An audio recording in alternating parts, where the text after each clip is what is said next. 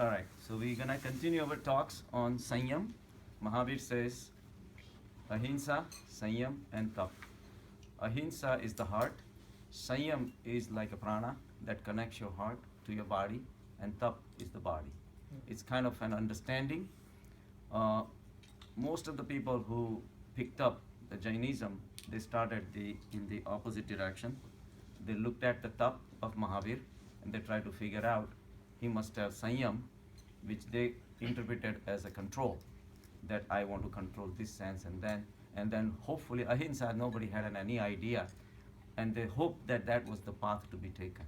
The real path really has to start from within, because outside is a manifestation of the inside consciousness. So if we try to manipulate the consciousness, we become the doer. So the tap, in a traditional form that has been interpreted as a doership, that you fast for this many days and you don't do this and you don't do that. And it's not just Jainism, all the religions have been focusing mostly on doership, that do this and don't do that. And that has consumed the whole world, literally. All the religions and everybody has a total, wrong concept. And they're trying to, hold the tiger by the tail, but it's really not working. And that's why the real understanding of the Dharma has to really start with a proper understanding how the flow of the consciousness has been going. One thing we have to realize, there is no emptiness in universe. There is nothing empty. Empty, you will call it only if you look at the objects. So anything where there is no objects, and you will call it emptiness. And that is the function of the mind. Mind likes to divide two things because mind is blind.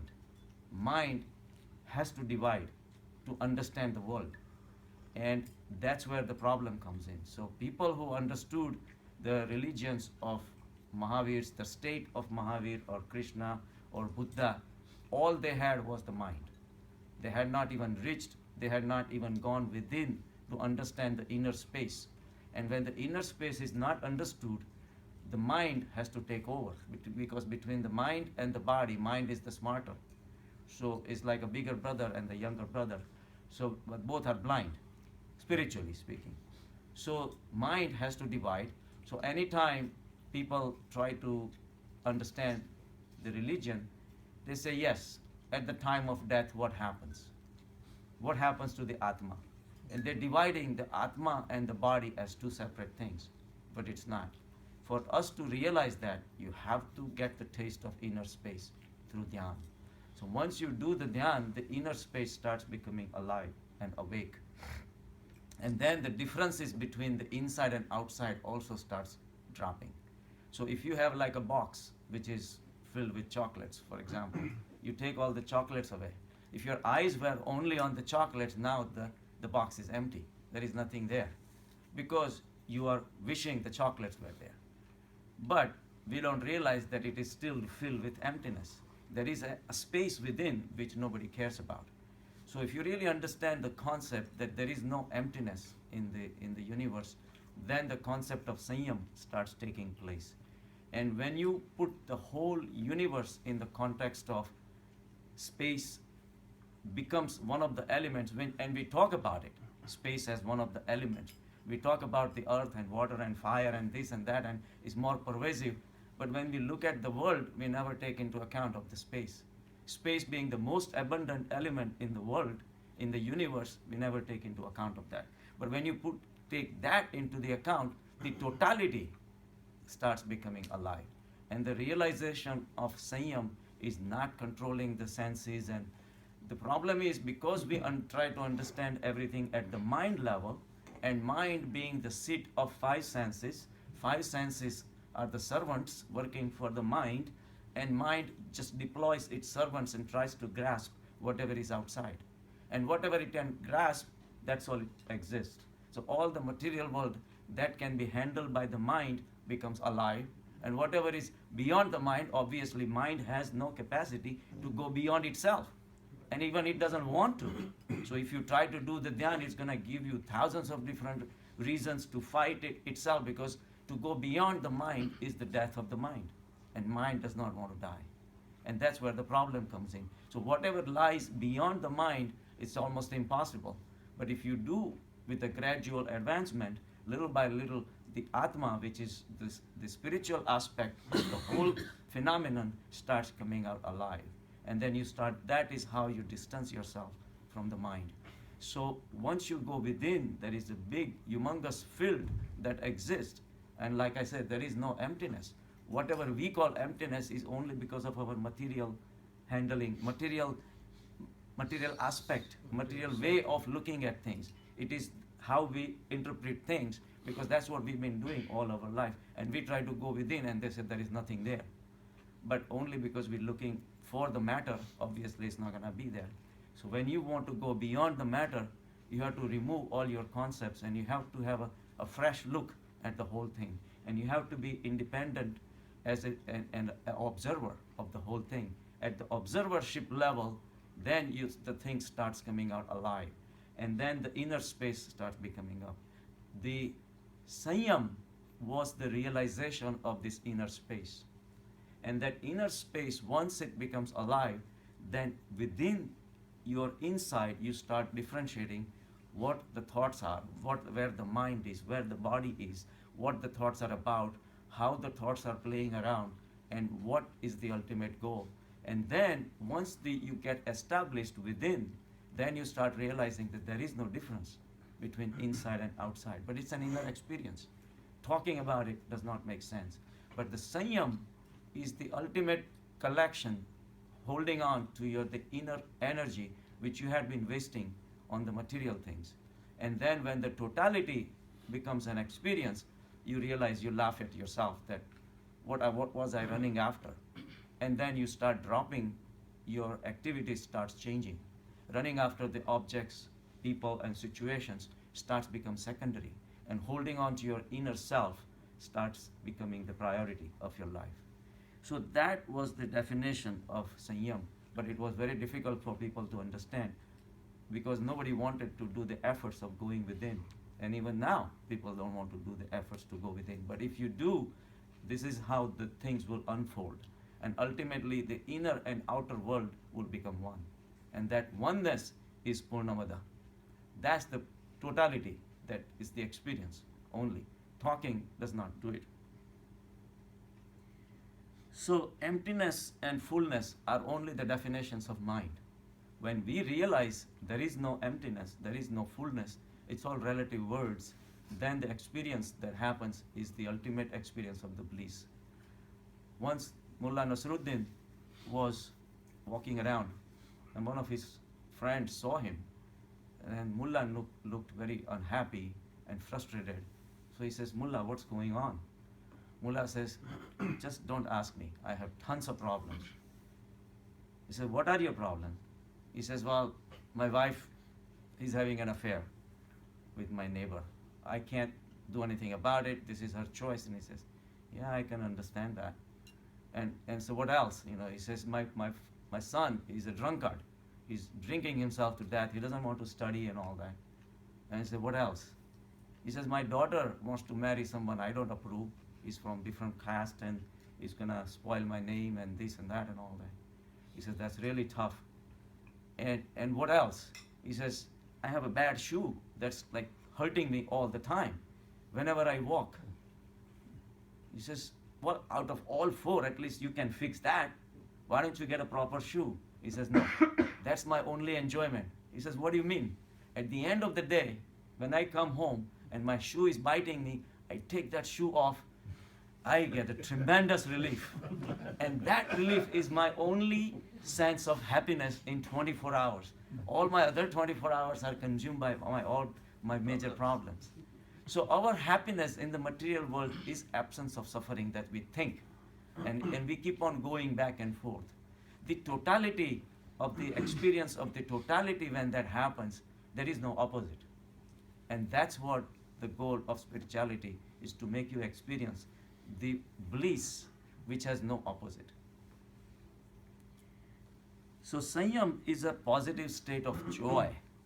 And in that positive state of joy, because when you go within and you go beyond the matter, and the thoughts are matter, mind is matter, body is matter, when you start observing all these things, ultimately you reach to the state of inner joy, because there is no reason to suffer anymore.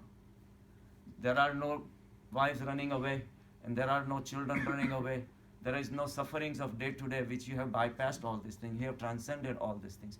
There is really no cause for suffering. It's an absolute joy. And once that absolute joy happens, you realize that all your running around at the material levels were fake. Gain at the material level is not a gain, and loss at the material level, at the spiritual level, it's not a loss anymore, because you have reached to the total experience. In the totality, there is no gain and there is no loss. Just like a dream. In the dream, whatever you gain, it stays in the dream. Whatever you lose in the dream also stays within the dream. You bypass, you start looking at the material world as nothing but a dream, a game that you just play with the assigned rules. So gain and loss doesn't necessarily bother you, because the gain normally will make you happy, loss normally will make you unhappy. But once you transcend and you reach to the state of realization, the loss and gain becomes secondary. It's not a gain. I mean, it stays a gain, it's not a loss or a gain. So when Mahavir and Buddha reached to the state of inner joy, they started dropping things. And they did drop. Buddha walked away from his princehood. Mahavir walked away from his princehood. Most of the all the Tirthankars of Mahavir were all princes. Even Krishna came from a royal family. So they saw the richness and they saw the worthlessness of the richness also. And that's where the transcendence has to happen. So most of the people, when they are in the suffering, nobody expects them to think of God. Even if they approach the God, they will be saying that, fix this for me, fix this for me. They will be using God as a servant, nothing more than that. So in the state when you have the relative happiness, that's when the further thoughts and further efforts to take you beyond. That is the time to go beyond and realize the holiness, the emptiness of the material gains and material losses. So in that inner state of joy, Mahavir dropped his attachment to the material world. There is nothing wrong with having the material world and acting in the material world, but getting attached to it, thinking that it's real, is the mistake. So he dropped it. Now the people who were looking at him, all they could figure out that he has dropped something. Like he got rid of his connection with the food, he did the tap, he walked away from the money, so people are now donating millions of dollars to the world. People are donating millions of things away, and then they're doing the tap. They want to walk away from the food and all that, thinking the reverse process will start, but reverse process has not gonna start, and that's where the whole life can get wasted. So the meaning, the whole process that you want to follow is not by dropping the things, but realizing the futility of the connections, the futility and the flimsiness of the objects that you're running after. Once that realization happens, you would not have to be told to do the fasting. Fasting will happen. Because without having the inner state of joy, yes? I think it's sometimes false satisfaction also. I'm just coming to that. Yeah. So the thing is that when you are, supposing you are at the material level, right? And you do the fasting, for example. And I said, there is no emptiness. Nothing is empty. The whole universe is full, right? Of consciousness, energy, whatever you want to call. Now, so far, whatever energy you had, you were employing, say, eating wrong foods all the time. And now all of a sudden, Paryushan comes in and you want to do the fasting, right?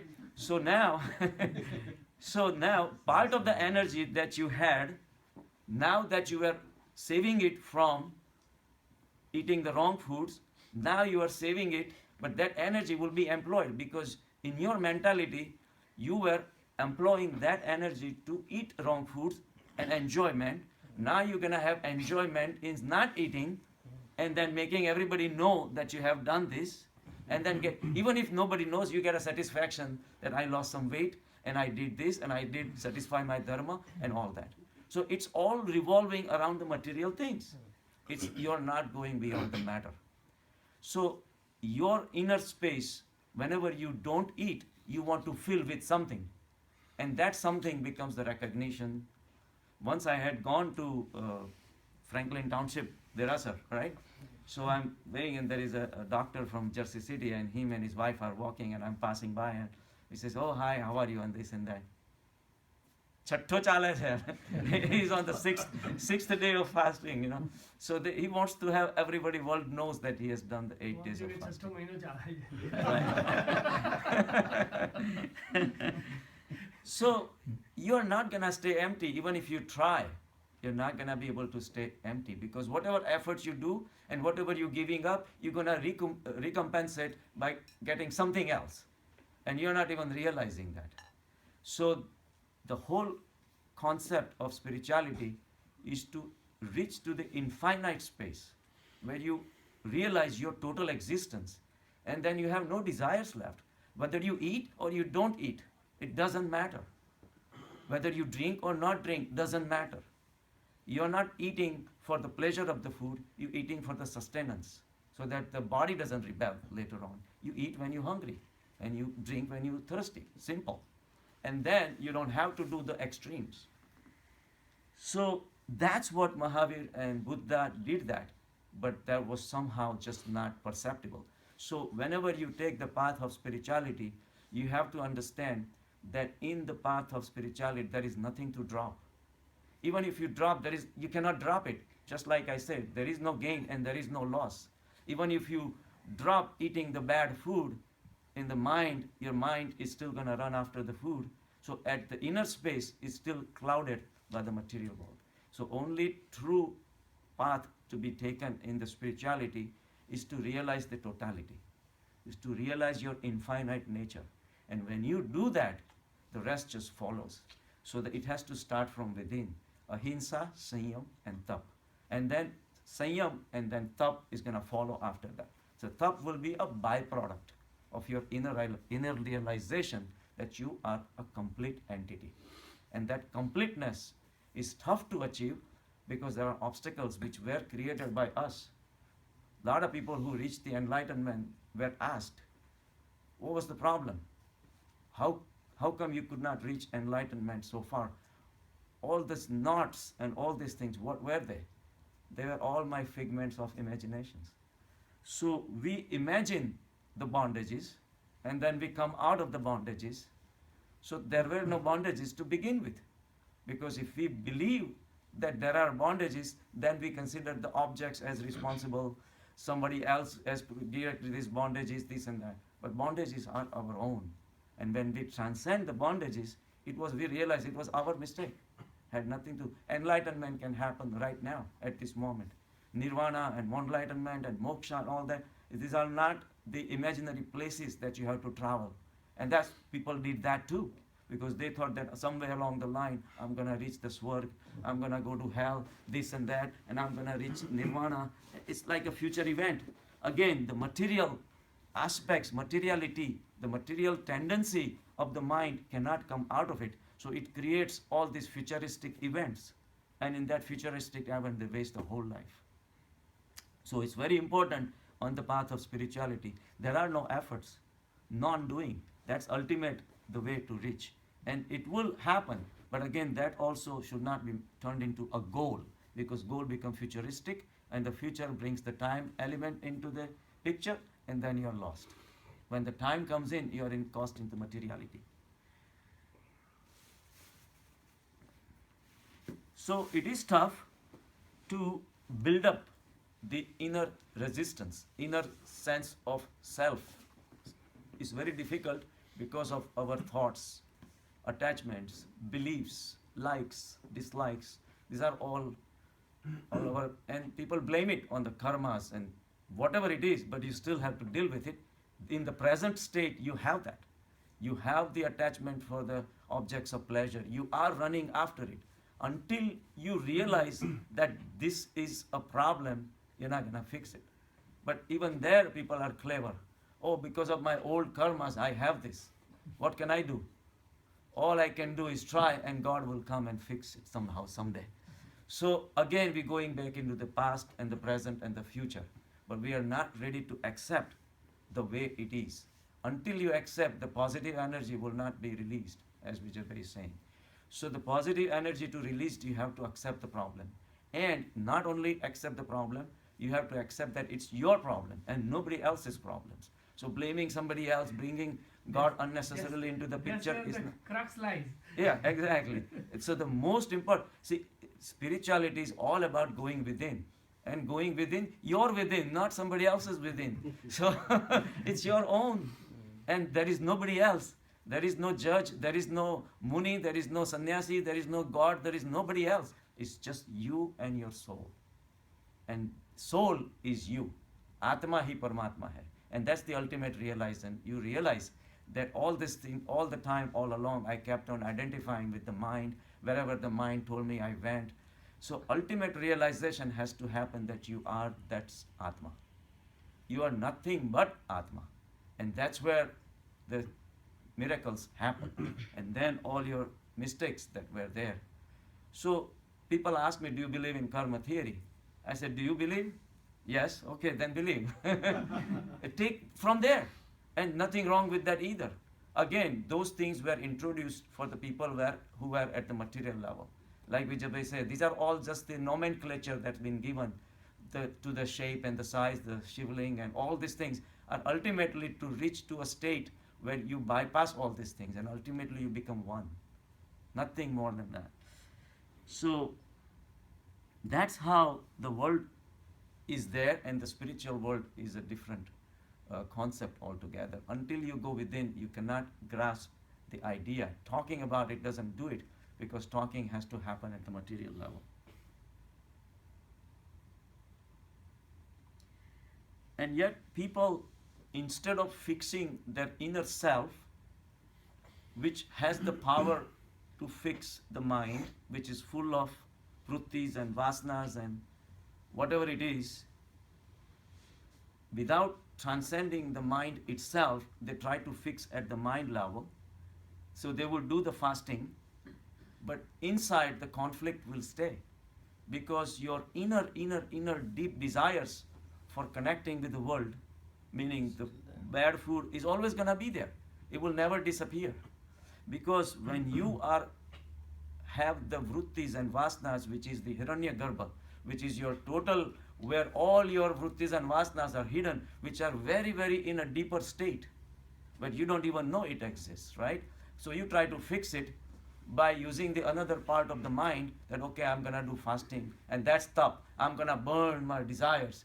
But it lasts for 8 days, 10 days, and then hell breaks loose, and then the whole thing starts all over again. You may have anger within yourself, but as soon as the anger happens, you say, oh, I got angry. I'm a nice guy. I never get angry. So the other part of the mind starts saying that, okay, I'm gonna make a decision that I'm not gonna get angry anymore. So again, you're playing at the mind level, but you never went beyond to find out why you were angry. Whatever was the total existence, total state of your mind which generated the anger, without changing that total state of mind, you're trying to fight the anger. So it creates a split personality. Again, it's a function of the mind. One part of the mind says that I don't want to get angry, and another part of the mind said I should not get angry. The other part, whenever the time comes, just anger comes out. And that confrontation keeps on going. So it creates almost schizophrenic personality, that on one hand you try to control, another hand you try to look good. So outside you may look like a nice guy, but inside the anger may be still boiling. You haven't done anything about the pathological condition that you have called anger.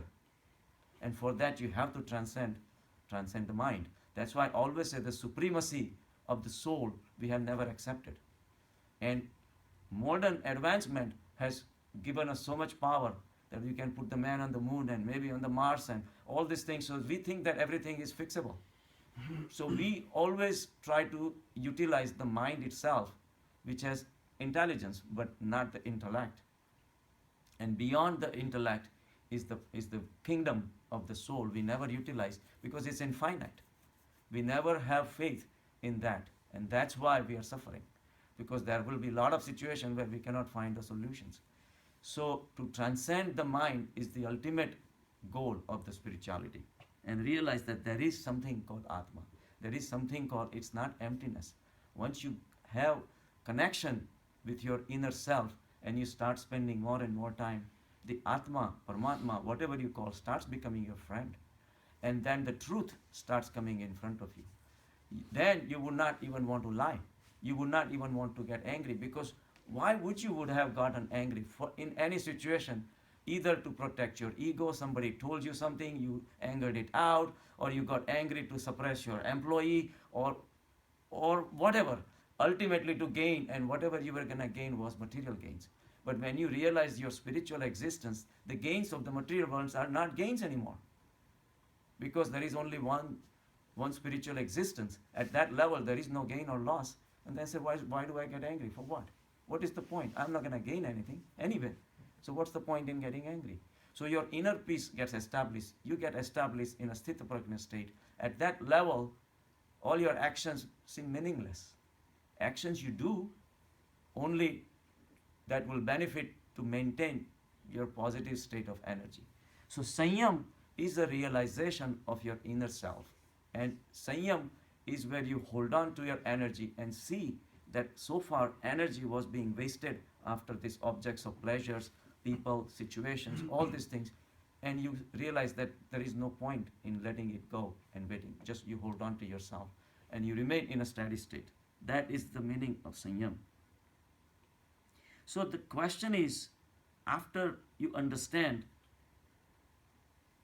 how do you do it though? So far you have only material existence. So far you have only lived in the material world where you do something and you gain something, and that's it. But you don't have any spiritual concept at all. So even if you do the dhyan 15-20 minutes, but you come out in the real world and again go back to the same situation. And then, so the five senses is a gift that is given to us. All the senses are responsible for you to connect to the world. Of course, they are guided by your vrittis and vasanas and all that. So you can gradually coax, you can gradually transform these senses to work inside. The same senses which are running outside, the senses cannot stop. Senses are going to run all the time. Whether it runs after objects or people or situations, it has a continuous tendency to run. Some people may have a tendency to enjoy the tongue, taste the bad foods, or whatever. So people have tendency to look for beautiful faces and always lascivious mind and always looking for something. So all these things have to be gradually transformed by the observation. And the observation is what gives you the distance, and along with the observation, you start modulating your senses. The same sense, out of five senses, all of us have one of the sense which is the most powerful, where we have spent the maximum amount of time and we know all about it. But that's the one we try to kill. Like if you say, okay, I like to enjoy the foods, I'm not gonna eat. So the same sense, organs that you're using in the outside world, now you're trying to destroy it. You're hurting yourself. But instead of that, if you start employing the same taste buds at the meditation level, you start realizing that supposing you had eaten, say, bad food, for example, gulab jambu or ice cream or whatever, right? You can literally, in the meditation, you can realize the experience that you had, not the food itself, not the actual contact. You can literally meditate on the final moment of pleasure that you had. And you will realize that that inner experience is totally within you, without the need of the outside object. Again, it's very subtle, but this is, you experiment and you will realize all these things, all the inner sensations can become alive, because you have to realize, if I touch you, my hand can touch you, but at the same time, my inner sense is telling me that I touched you. So there is an extension, the outward extension is the hand itself. But at the same time, there is inner Chetana, which knows exactly what it did. We are neglecting the inner part of that. The same way outer senses looks at the beautiful scenery, right? But that inside experience, we never pay attention to it. In meditation, you can pay attention to this inner experience itself. Ultimately, if you smell a rose, what happens to the rose? Rose stays outside. It never goes in your nostril. The only thing goes is the fragrance. And then also it goes with one breath. The second breath, it leaves the body, right? And then what is left is your experience of the beauty or the experience of the fragrance. And that's all there is. Now that stays within you. So at a very subtle level, when you meditate, you can meditate on your inner sense experiences. And that is a beautiful way of going within and realizing that all the five senses that we have a counter senses which are the extension of the same sense within. And at that level, you can have the same experiences. And then little by little, you go beyond the senses. And then you reach to the field of the total Atma and total where you become thoughtless, then your experiences also starts diminishing. Same eyes which was seeing the beautiful eyes, beautiful scenery outside. Now, even with your eyes closed, the inner experience starts becoming so alive. And so far you used to think that, oh, there is nothing but darkness. That darkness starts becoming alive. Your inner third eye opens up and you start seeing everything like you see outside in the world, where you can exactly see which is the corner of the room, where is the door, where is the window, where are the curtains. All these things with your inner eye, you can actually see, literally see inside your mind where which thought is coming from where. You can analyze that thoughts are running away. All this requires little effort. It's not that difficult. But as you employ your senses, but fighting with your senses is ultimately a wrong concept. But you have to utilize these senses in a proper way. So, and I tried that actually on the sweet sensation because that has been my weakness. You can literally have this sweet experience without touching anything. And that's how you realize the power of the mind and power of the spirit. All these things are possible. So when you can start transcending your senses, the same way you like to hear the beautiful music outside, right? You sit down to meditate and you start nullifying all the sound that's coming. That okay, the birds are chirping or the cars are running. There is a wind blowing outside. You start analyzing each and every sound outside. But then you walk away from those sounds. There will be still some sound left which is not coming from anywhere. It's almost like a cicada kind of sound that you will always hear. That's your cosmic voice. Once you nullify all these experiences of the outside, you identify the outside objects making the sounds and all that, and you walk away from it. Still, your inner ears will hear this humming sound, which is continuously present. So that's your ahanat, what is it? Forgot. Anahat nad, that is continuously humming. That's the cosmic sound. Then you start having synchronization with anahat sound. And that anahat sound becomes so beautiful that you will realize that the sounds which are coming from outside that you used to call beautiful, but now compared to this anahat sound, that beauty has no beauty at all. The inner brightness that you can experience is so bright and so beautiful that the sunrise and all this sunlight that was giving you the experience outside is nothing. And then as you keep spending more and more time with your inner voices, inner sounds, inner eyes, inner taste experiences, all these things become so powerful and so alive. For the first time, you will realize there is life to the colors that you see outside. And the outside may not be as good anymore as your inside experiences, but they become complementary to each other. And then once you have the inner experiences, you start applying it to the outside world. When you're listening to the music are nothing but ups and down waves, right? So in between the sound bites that you're seeing, the anahat nad will be continuously present. Because you have set up a tadatmya. You have become one with your inner soul. And when you become with inner soul, you are in a continuous concert, synchronized with the inner music all the time. And now, for the first time, that inner existence and the outside existence become complementary to each other. Just like you and your dreams are the one, right? When you go to bed, you are one. You dream, you still you. And when the dreams end, you still you. You and dreams were not separate. Dreams were part of you. The same way outside experiences become part of your total existence, your inner, outer, everything becomes one. They actually complement each other. Just the way we always say the sentences, like I am here, the three words are broken up by the micro silence.